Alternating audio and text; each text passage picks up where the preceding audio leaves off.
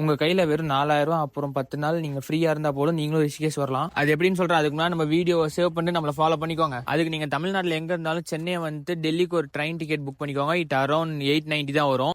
ட்ரெயினில் 2 நாள் டிராவல் முடிஞ்சதும் நீங்கள் டெல்லிக்கு வந்து ரீச் ஆயிடுவீங்க. ரீச் ஆனதுமே வந்து ரயில்வே ஸ்டேஷன் விட்டு வெளியே வந்ததும் நிறைய ஷேர் அங்கே நிற்கும். அவங்க கிட்ட காஷ்மீர் கேட் போகுமான்னு கேளுங்க. போகுன்னு சொன்னாங்கன்னா தலைக்கு 50 ரூபா வாங்குவாங்க. அங்கே போனீங்கன்னா ரிஷிகேஷுக்கு டைரெக்டாக போகிற பஸ் இருக்குது. பஸ் டிக்கெட் ஒரு 380 ரூபா வரும்.